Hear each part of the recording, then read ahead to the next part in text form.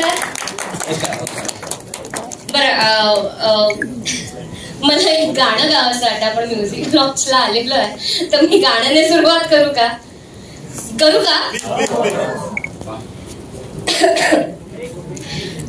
सावन का महीना पवन करे सोर. सोर नहीं बाबा, शोर.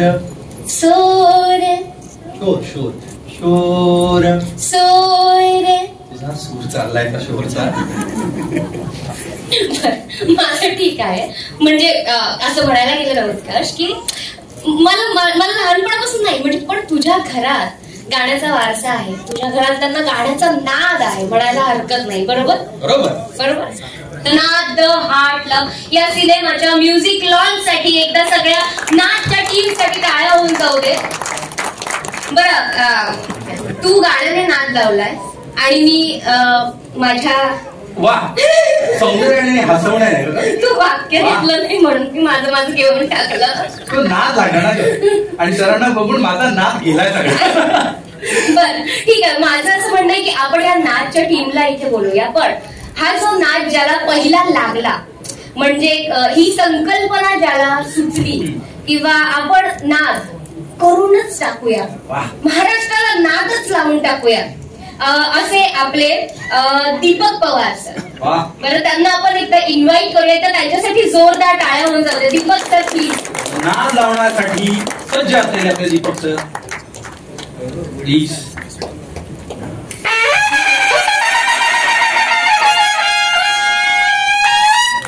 बरं, जिजाऊ क्रिएशन आहे ते दीपक सरांचं आहे. बरं, त्यांच्यासोबत रुपाली दीपक पवार आणि वैशाली नितीन पवार. आता मी इकडे बसणार. बरं, मी पण साधी आहे. प्रसाद सरांना जास्त साधी सुधी नाही हे.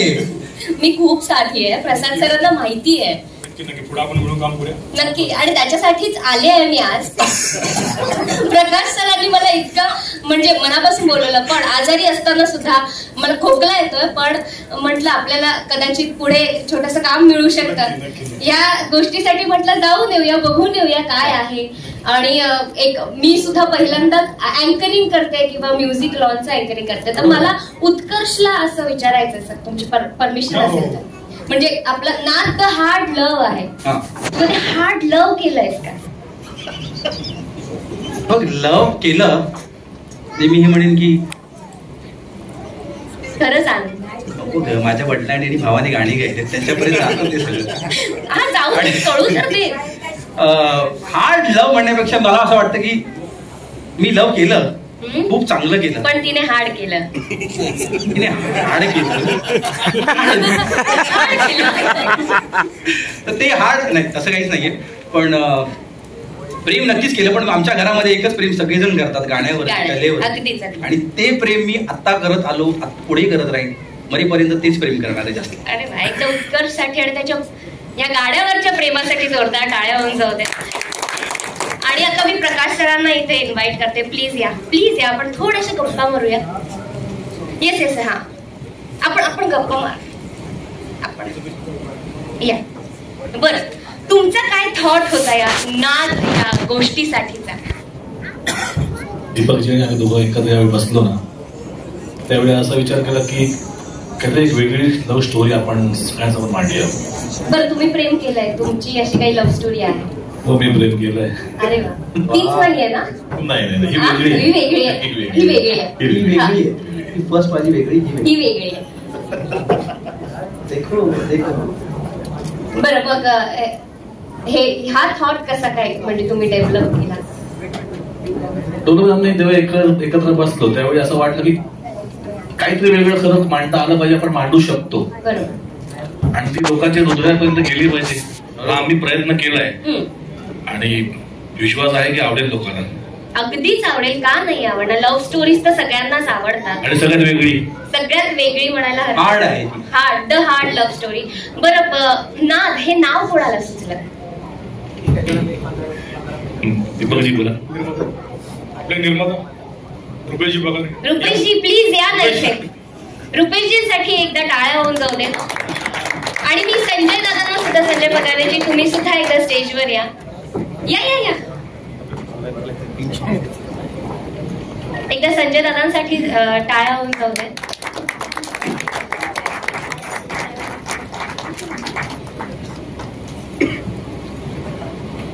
तर रुपेश तुम्ही सांगा की हे जे नाद आहे, हे जे नाव आहे, हे कसं सुचलं?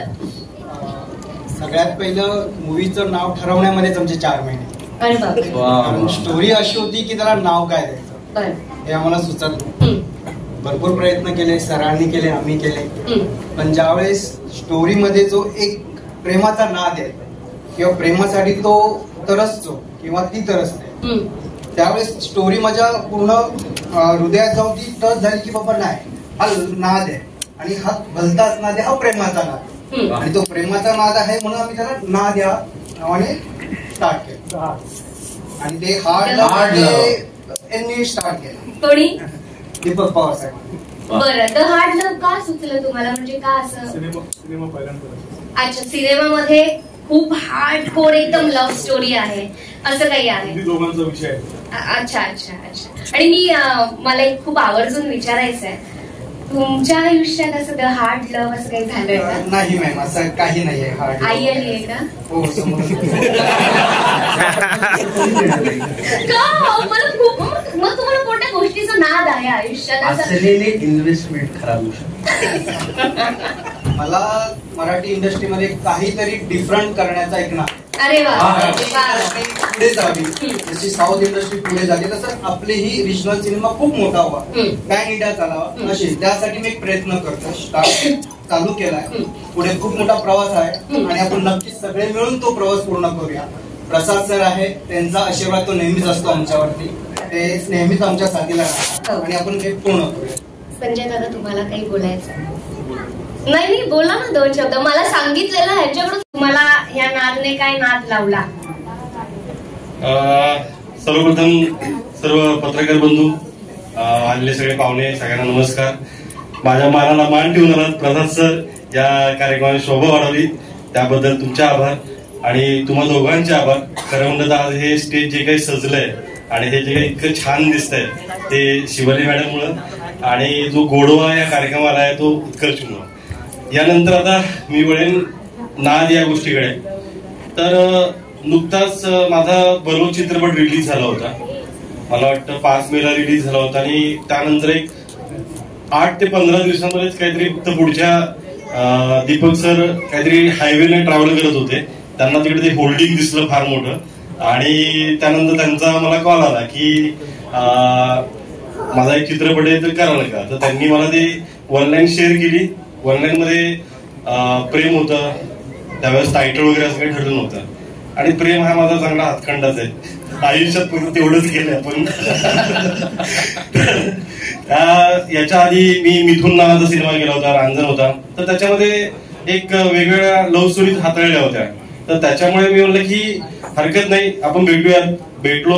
भेटल्यानंतर त्यांना विचारलं की आमच्या दिग्दर्शकांचा सगळ्यात महत्वाचा प्रश्न पहिला हाच असतो की चित्रपट करायला घेतोय तर याचा शेवट काय असणार आहे. तर मी त्या दिवशी त्यांना विचारलं की मी सिनेमा करेन फक्त एकाच अटीवरती की हा सिनेमा प्रदर्शनापर्यंत पोहोचणार आहेत का. आणि आज पहिल्या टाळ्यात त्यांच्यासाठी की आज आपण प्रदर्शनापर्यंत पोहोचलोय आणि हा आपला पहिला विजय. त्यानंतर मला त्यांनी निर्मात्यांना भेटवलं, संजय पगारांची भेट झाली, त्यानंतर रुपेश पगार सरांची भेट झाली आणि पुढे सिनेमाचा ट्रॅव्हल सुरू झाला. नंतर कळलं की ह्याच्यामध्ये, कारण कास्टिंग वगैरे बराचसा प्रकार आधी झालाच होता, तर सपना मॅडमना मी भेटलो, नवीन मुलगी होती, तिथे मला प्रश्न पडला आणि नुकतंच ह्या आयबीचे सगळ्यात एक मोठी पॉझिटिव्हिटी आहे की या चित्रपटाची खरी सुरुवात जी झाली ती इथंच IBS मध्ये झाली. पहिलं याचं वाचन झालं ते विनायक पवार सरांकडून, ते इथेच झालं. त्यानंतर सपना मॅडम भेटायला आल्या त्यावेळी ते इथेच भेटल्या. किरण गायकवाड या चित्रपटाचा हिरो ठरवायचा झाला, मग मी त्याला फोन केला की आपल्याला भेटायचं, असा एक मी सिनेमा करतो, तू करशील का. मग तो देखील भेटायला आला, तो इथे IBS मध्येच आला. आपल्या सिनेमाचं पोस्टर लॉन्चिंग देखील इथेच झालं होतं आणि आज म्युझिक लॉन्च पण इथेच आहे. म्हणजे IBSचं काय महत्व असं माहित नाही, पण हा एक सुवर्ण योग म्हणता येईल. तर त्यानुसार सपनाचं जर मी कौतुक करेन की एक योगाचा भाग आहे की मला आतापर्यंत काय माहित का, म्हणजे प्रत्येक चित्रपटाची माझी हिरोईन ही पहिल्यांदाच काम करते. म्हणजे मी रांजण केला तर त्याच्यामध्ये देखील गौरी कुलकर्णी जी होती ती पहिल्यांदाच काम करत होती. ती आज बऱ्याच सिरियल मधून सगळीकडे, मला वाटतं अबोली नावाची एक सिरियल चालू आहे आता तिची, परत अजून काही 2-3 सिरियल चालू, ती चांगली पोहोचली तिकडे. तर त्याच्यानंतर दुसरी ज्यावेळेस मी मूवी करायला घेतली तर त्याच्यामध्ये देखील मी ऑडिशन मधून अमृता धोंगडे तिला निवडली. ती अमृता धोंगडे देखील पुढे जाऊन आपली काय मिसेस मुख्यमंत्री आणि बिग बॉस मध्ये तिने चांगलं गाजवलं. त्याच्यानंतर तिसऱ्यांदा सिनेमा करायला घेतला त्यावेळेस देखील स्मिता गोंदकर मॅडम आल्या, त्याही एक सोलो मध्ये सुद्धा तेच लीडला. आणि चौथ्यांदा आता करतोय इकडे सपना मॅडम. तर ह्या सगळ्या गोष्टीतून एक दिसतंय की नक्कीच पुढच्या स्टार ते पण असतीलच आणि त्यासाठी त्यांना खरंच शुभेच्छा. आता या सगळ्यामध्ये मी निर्मात्यांचा खरंच आभार मानेन की एक सिनेमा कशा पद्धतीने पूर्ण होतो आणि आजचा हा दिवस पाहायला मिळतो हे आमच्या दिग्दर्शकाचं सुख आहे. कारण बरेच दिग्दर्शक सिनेमात काम करायचंय किंवा हिरोईन व्हायचंय त्याच्याबद्दल थोडंसं सांगणार. सगळ्यात आधी आजच्या कार्यक्रमाच्या प्रमुख पाहुण्यांना आणि तुम्हा सर्वांना माझ्याकडून नमस्कार.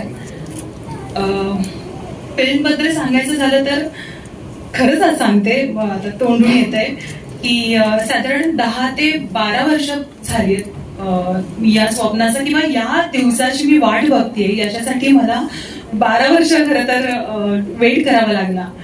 पण खूप कठीण तो काळ गेला, खूप म्हणजे प्रचंड कठीण काळ गेला. कारण आज होईल, उद्या होईल, अच्छा ठीक आहे या मंथ मध्ये, मग नेक्स्ट मंथ मध्ये, मग इथे ऑडिशन, तिथे, ते सगळ्यांनाच माहिती आहे, सगळ्यांच्या वाटेला स्ट्रगल असतोच. पण खूप बेकार होतं.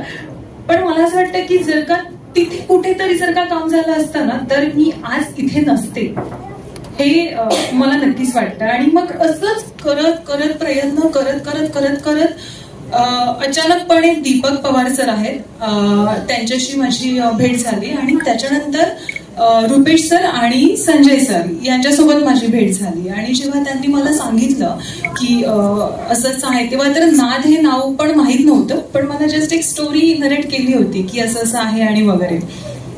पण आता तुला खरं सांगते, मी ऍक्च्युली ज्या वेळेस ऑडिशनला आले इथे ना, मी एक मैत्रिणी म्हणूनच म्हटलं तर मला मैत्रिणी म्हणूनच काम मिळेल. कारण का तुला सांगते, जेव्हा मला सांगितलं ना यांनी की एकतर अच्छा ठीक आहे, सांगितलं की या रोलसाठी अशा तुला मुख्य भूमिकेमध्ये करायचंय, तर बघ त्याप्रमाणे तू ऑडिशन दे.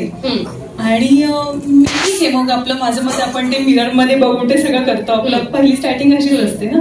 आणि माझं आपलं चालू होतं आणि अचानक मला यांचे फोन सरांचे आणि त्याही सरांचे वगैरे की बघा म्हणजे तुला असे सगळ्यांसोबत तुला ते कॉम्पिटिशनच आहे, सगळे तयार आहेत आणि तू तर काहीच केलं नाहीस म्हणे, मग आता बघ बाई जमलं तर. आणि हे सतत चालू असायचं. म्हणजे ऍक्च्युली मम्मीकडे पण माझे निरोप यायचे की बघा तिला सांगा आणि वगैरे. पण थोडीशी किसकिस पण घरी झाली होती की अरे यार. मग मी मम्मीला म्हटलं की मम्मी जाऊ दे, काहीतरी मिळेल ना, म्हणजे ठीक आहे मुख्य भूमिका नाही पण काहीतरी मिळेल ना. मग त्यासाठी म्हणून आले. आणि मला ऍक्च्युअली प्रकाश सरांनी सुद्धा सांगितलं होतं की म्हणजे त्यांचे पण निरोप येत होते की बघा तिला सांगा आणि वगैरे असं तसं. म्हटलं जाऊ दे आता, होप्स काय माहित आता 50-50 म्हणून होते. पण ऍक्च्युली सरांच्या मनात काय होतं ना ते मला त्या दिवशी कळलं. म्हणजे ज्या दिवशी आयबीएस मध्येच माझं ऑडिशन झालं आणि हे सगळे वेट करत होते, अच्छा ठीक आहे मग आले. मग यांनी मला विचारलं सरांनी की अच्छा तू ऑडिशन आता तुला द्यायचंय बरं का, तर आहे ना म्हणजे तू प्रिपेअर आहेस ना. म्हटलं हो सर आहे. आणि ऑडिशन झाल्यानंतर लिटरली सर इतके शॉक झाले की म्हणजे तेव्हा मला ऍक्च्युली कळलं की मला एवढे फोन का येत होते की बाई तू तयारी कर. सरांना असं वाटलं की ए पासून आईची स्टार्टिंग असं साधारण ते झालं होतं. पण अशा प्रकारचे एक खूप मजा आहे खरं तर. खूप तो किस्सा काय माहिती गमतीचा की मला वाटलं आता नवीन मुलगी म्हणलं की आता अवघड झालं, काय येऊन समोर उभं राहते काय माहित नाही. पण ज्यावेळेस आम्ही पलीकडे तिकडे त्यांची टेस्ट घेत होतो त्यावेळेस तिने अगदी जोरात केलं. म्हणलं चला शिकवायला तर लागणार नाही, नंतर पुढचं काय असेल ते बघता येईल. पण तिने चांगलंच केलंय, खूप चांगलं काम केलं. पण ठीक आहे, मी जरा मेन टॉपिक वरती येते की एकतर सरांची आणि कोण खोलते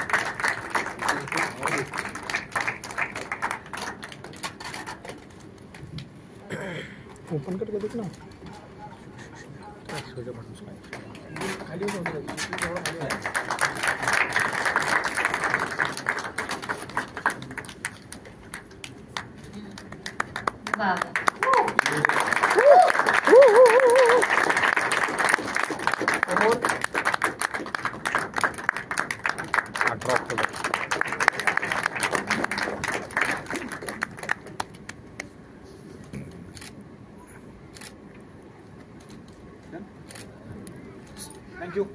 थँक्यू. प्रकाश पवार यांचं मनपूर्वक अभिनंदन. आणि सातत्याने वेगळा सिनेमा बनवणारा हा माणूस आहे. मिथून बघितलं किंवा रांजण किंवा बलूच मला फार आवडलेला चित्रपट. आणि आता हा चित्रपट याच्यानंतर त्याचा फौज नावाचा चित्रपट येतोय. सातत्याने वेगळं काहीतरी बनवण्याचा त्याचा प्रामाणिक प्रयत्न आहे. आणि अशी माणसं मला फार आवडतात. आणि अशा माणसांच्या मागे असे प्रामाणिक निर्माते जेव्हा उभे राहतात तेव्हा काय म्हणतात सोने पे सुहागा अशी सिच्युएशन असते.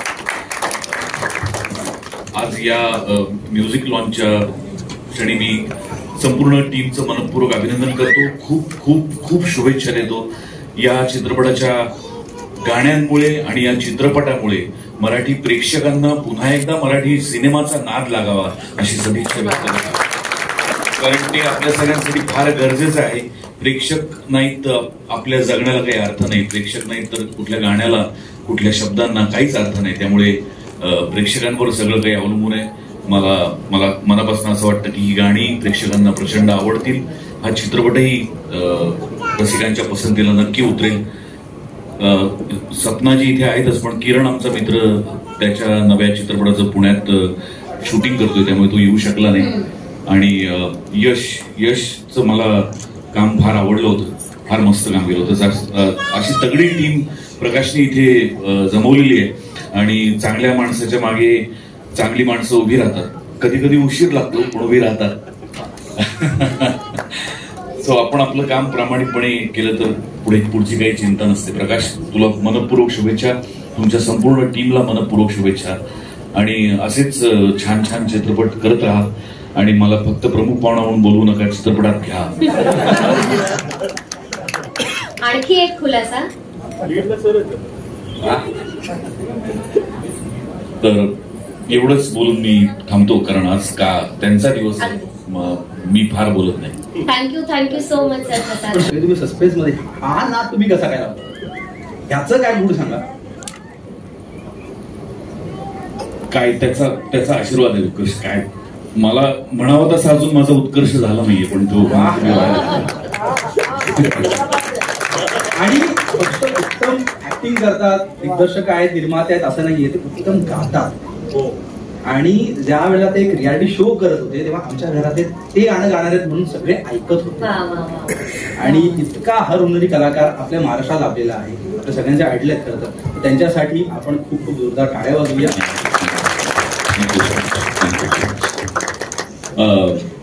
धर्मवीर भाग 2 27 सप्टेंबरला तो नक्की बघा आणि मग हा चित्रपट.